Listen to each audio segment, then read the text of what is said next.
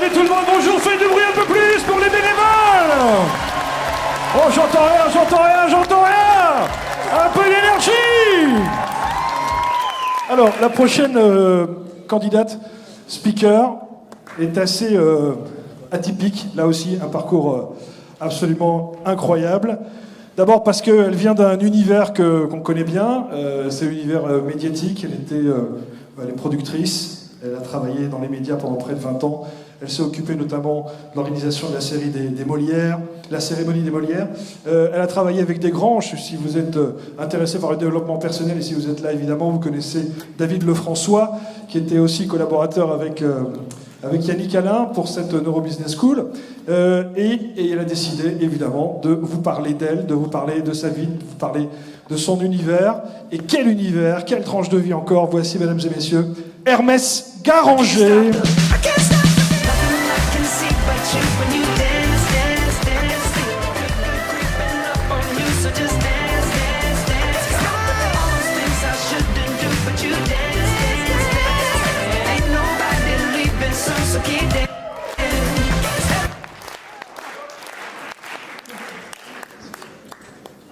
Je vous rassure, le Dalai Lama va bien. Je ne lui ai pas emprunté sa robe pour venir aujourd'hui. Est-ce que je peux vous demander de fermer les yeux quelques instants? Détendez-vous. Respirez. Et pensez à un enfant envers qui vous éprouvez un amour inconditionnel.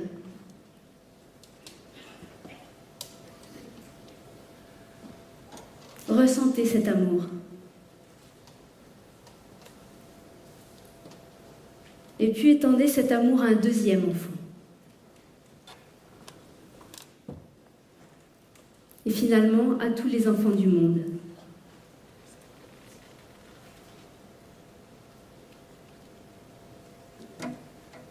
Merci.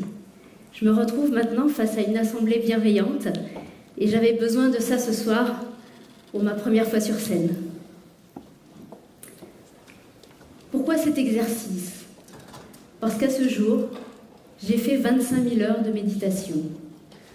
25 000 heures à rester en silence, 25 000 heures à m'entraîner sur mon esprit. Et je vais vous raconter comment la méditation est entrée dans ma vie. Quand j'étais petite, j'avais un rêve. Plus tard, je voulais être heureuse.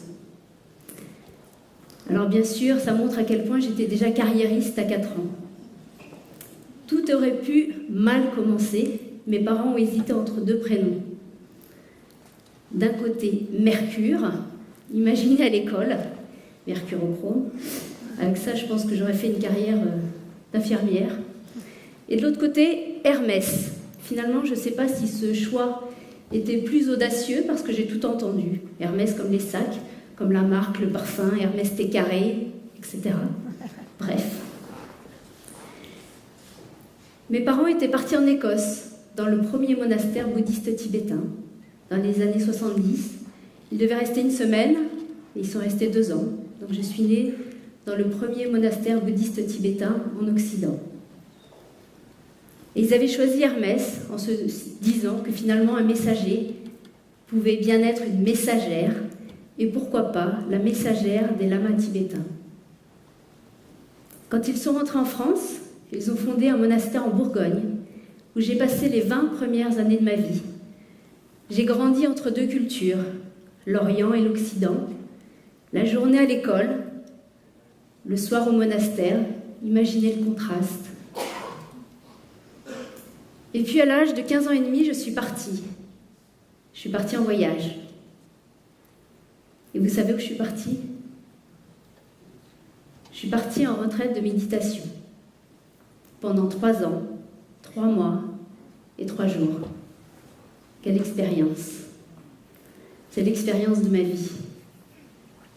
Jamais j'aurais pu faire ça sans l'accord audacieux de mes parents, parce qu'il faut savoir qu'à 15 ans et demi, j'étais la plus jeune femme occidentale au monde à tenter cette expérience.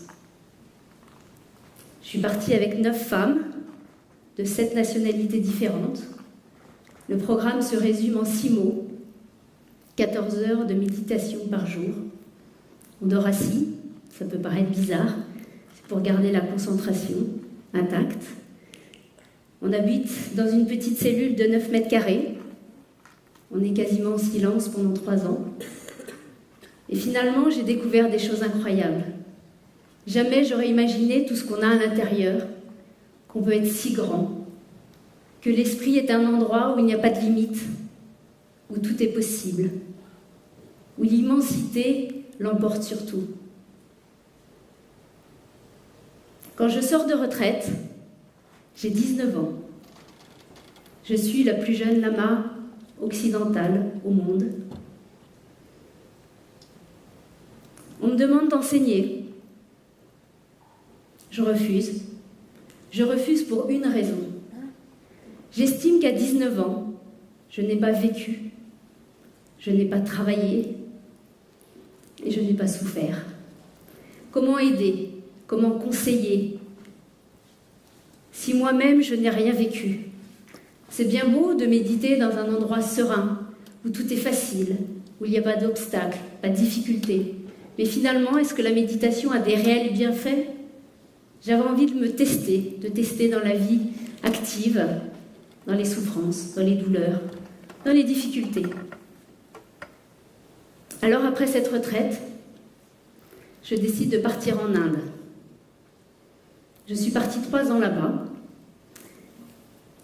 Et finalement, je pense que les valeurs qu'on a à l'intérieur, tout ce que j'ai développé pendant 3 ans, est-ce que finalement tout ça, ce n'est qu'en apparence peut-être une tenue? Est-ce que nos valeurs appartiennent ou vont avec une tenue en particulier? Je pense que quelles que soient les valeurs, les qualités qu'on a développées, elles sont là pour la vie. Je rentre d'Inde et suis bilingue, français-tibétain. J'aurais pu continuer la conférence en tibétain, je vous l'épargne. Quand je rentre en France, j'oublie pas la promesse que j'ai faite à mon père, celle de passer mon bac.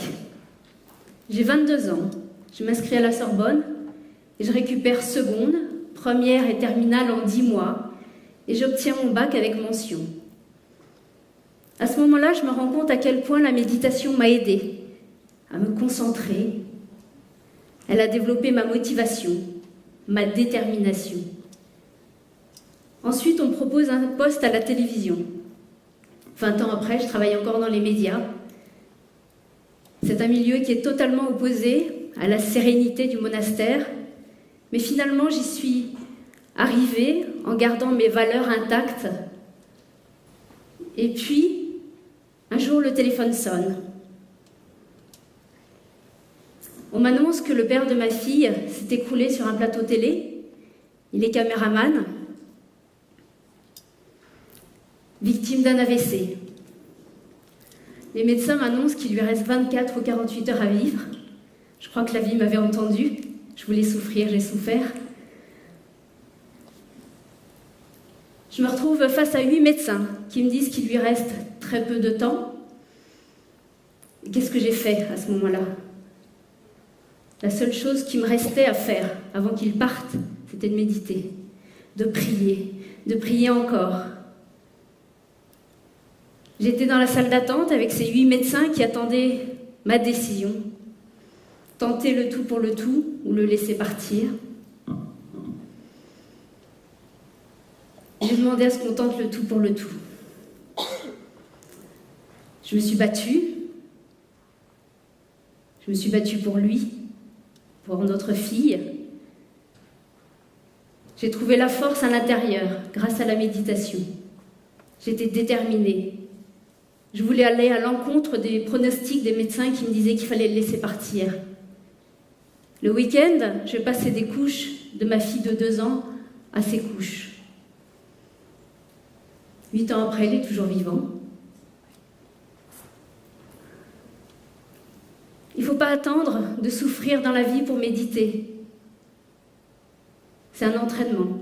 Méditer, c'est s'entraîner. comme un sportif. Est-ce que le sportif, il commence le sport le matin même de sa compétition?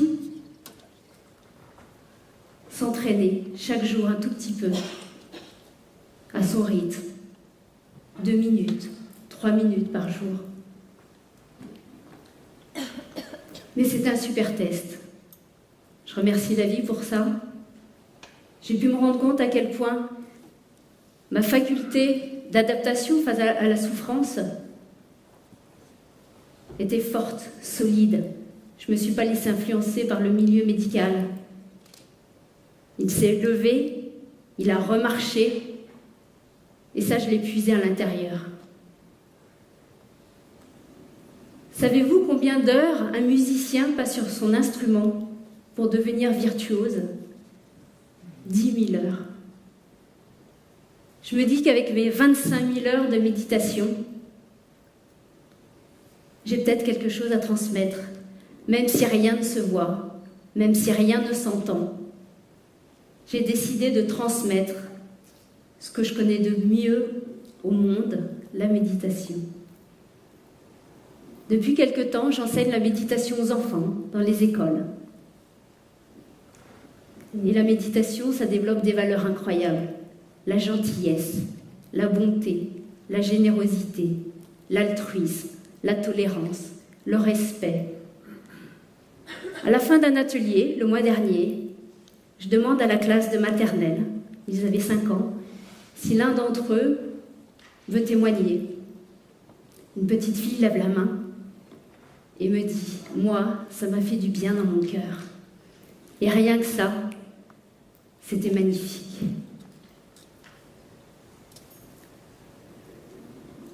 Quand j'étais petite, j'avais un rêve.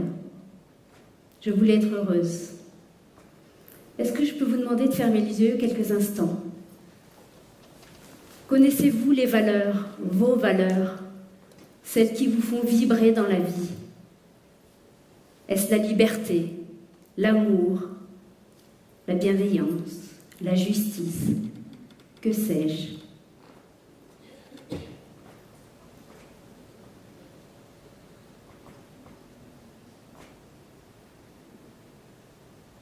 Vivez-vous en harmonie avec vos valeurs? Sont-elles le pilier de votre vie? Imaginez que vous êtes un arbre, l'arbre de la vie. Ne laissez jamais personne couper les branches de vos envies. Ne laissez jamais personne cueillir les fruits de vos rêves. Ne laissez jamais personne déraciner vos valeurs. Accordez-vous du temps. Posez-vous. Observez. Admirez. Écoutez. Aimez. Vivez. Vivez simplement. Ici et maintenant.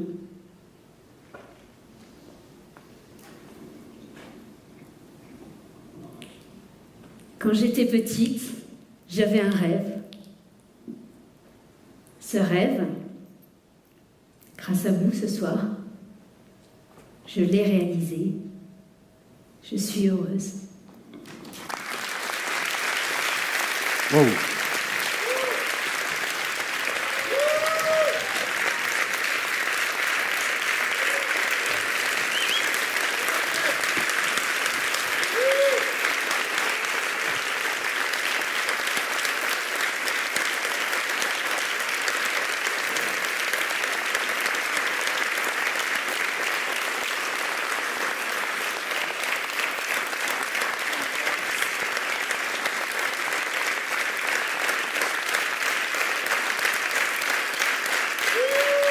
Merci.